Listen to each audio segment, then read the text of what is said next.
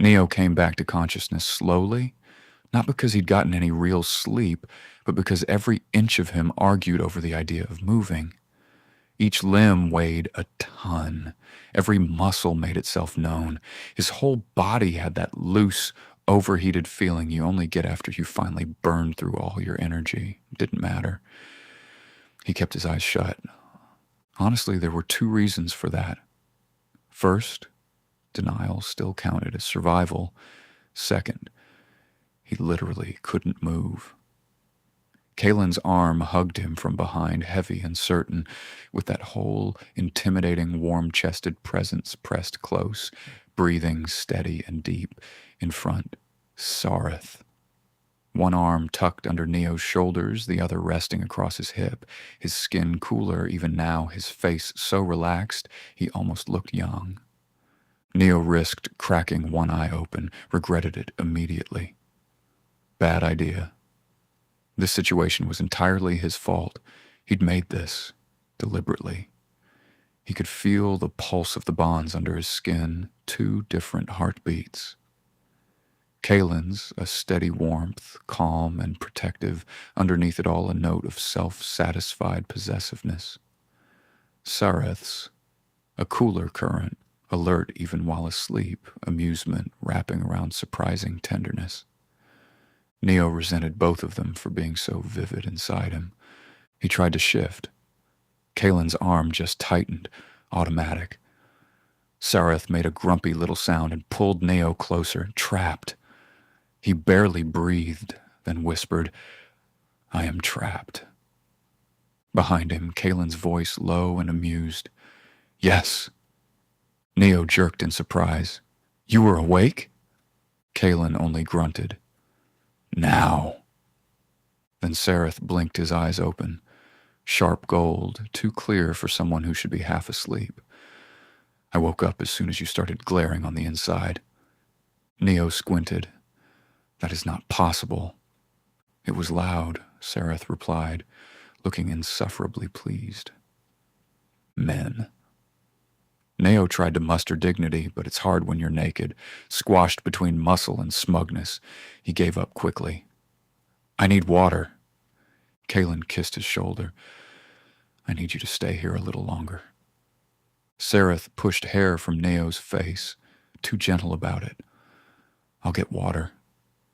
Neo glared at both of them. "Stop acting like I'll break." They shared a look. Then both answered, perfectly casual, "No." Fair. Unbearably so. Neo hated fair. Eventually, they let him sit up, slow and careful, like he'd sprained something vital. He hissed in pain. Kaelen looked prepared to blame reality itself. Sareth glanced him over with the intensity of someone about to redesign the universe, just so Neo wouldn't be sore anymore. Neo pointed. "If either of you apologizes, I'll throw something." Both wisely shut up. They knew better. Kaelen handed him water. Sareth, ever efficient, draped a towel warmed by the hearth over his lap. Neo accepted both, pretending he wasn't grateful since gratitude made everything worse. The house felt impossibly still. Outside, the village was already busy, buckets being hauled, voices, goats causing trouble, ordinary life rolling along unfazed, as if Neo hadn't flipped the heart of his household inside out last night. He looked at his two partners. "So?" Kaelen's ears twitched. Sareth echoed him. "So?" Neo glared. "That isn't helpful." Sareth shrugged. "Agreement." Kaelen tried not to smile, failed. Neo took a long drink, then cut to the point. "What are we supposed to tell everyone?" Silence fell. Then laughter hit. First Kaelen, big and unapologetic, then Sareth, smoother but just as pleased. Neo frowned. "I'm serious." "That's why it's funny," Sareth said, looking like he was enjoying himself too much. Kaelen's answer stung a little. The village already knew before sunset. Neo thought back.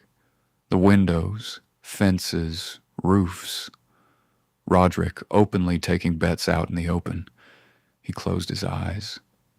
Of course. A sharp knock interrupted everything. 3 fast raps, Vara's unmistakable voice. Are you alive? Or do I need to bring broth to the scandal bed? Neo let his face fall into his hands. Sareth looked ecstatic at the drama.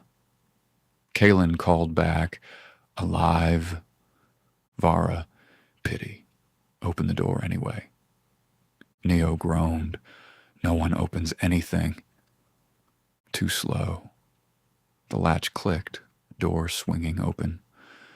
Vara strode in with a tray. Mira followed, then Roderick, with Taryn sheepishly trailing. They all stopped, took in the pile of tangled bodies and blankets. Roderick grinned. Much better than I pictured. Neo pointed at the door. Get out. Everyone except Taryn said, No. Taryn offered quietly, I can leave. At least someone had a normal reaction. Mira folded her arms. Well? Well, what? Was it worth all the dramatics? Neo looked at all of them, Mira, Vara, Roderick, itching for gossip. Then at the men beside him, steady and inconveniently comfortable. He thought about the clay marks blooming on his neck, sighed. Yeah. That set off the room. Roderick shouting about his victory, Vara shrieking with laughter, Mira smirking so hard it seemed criminal. Kaelen tried to vanish in Neo's shoulder. Sareth looked like he'd won something important. Neo realized this day was already going to wear him out. And he was right. The first problem? No one left. Vera set down the broth like she owned the house. Mira perched at the bed's foot, uninvited. Roderick lurked by the wall as if he was witnessing something historic. Taryn hovered by the door, apologizing for even being present. Neo yanked the blanket higher. This is still a private room. Vara surveyed the 3 of them in one bed, amused. Not anymore. Kaelen choked, half laughing into Neo's shoulder. Sareth didn't bother hiding how entertained he was. Traitors. Next, breakfast politics. Vara distributed bowls in the order she saw fit. Neo first, because he did the most work. Neo protested, ignored. Kaelen got his next, for surviving emotional distress. Fair enough. Sareth third, for keeping smugness internal. Sareth pouted. Vara. Earn better behavior. Roderick got nothing. At least the universe had a sense of balance. Eventually, the room cleared after enough questions. Roderick nosing at Neo's bond marks, and Taryn bowing out with another apology. Neo deflated into the pillows, already worn thin. This entire village is feral. Kaelen slid down beside him, all a heavy comfort. It was feral before you. Sareth, back in clothes and already refined, straightened something on the window. Now it's feral and charming. It was impossible to argue. Neo glared anyway. I regret everything. Kaelen, no you don't. Sareth, perfect timing. Frequently. Neo loathed their synchronization, but the day wasn't done with him. Practical problems next. Space. The house barely handled 2 adults, 1 bed platform, 2 trunks, a wash area, a battered table. Now there were 3 people, 3 piles of belongings. One snake clearly displeased with these cramped arrangements. Sareth barely glanced around before pronouncing, "We need improvements." Kalen's instant objection, "No." Neo's instant answer, "Yes." Both turned to him. He folded his arms. "I've wanted proper shelving for months." Sareth looked smug. Kaelen looked betrayed. "You sided with him fast." Neo shrugged. "I sided with shelves." By midday, apparently, the entire village had heard they were renovating. Suddenly they had spectators, advice and offers of help. 3 old women argued over wardrobe placement. 2 eager young men volunteered to expand the bed, their motivations highly suspect. Roderick, naturally, was already selling cider to the crowd. Neo stood outside with the house plans, seriously rethinking joining civilization. Kaelen's hand landed warm on his neck. Breathe. Neo didn't look up. I am breathing. You're plotting murder. He wasn't wrong. Sareth appeared with more charcoal, ruthlessly straightening Neo's lines. These are emotional plans. Neo snatched it back. They're passionate plans. They're crooked. Kaelen laughed out loud. Neo almost fainted at the sound, but against all odds, they actually got things done. Kaelen lifted beams and set braces.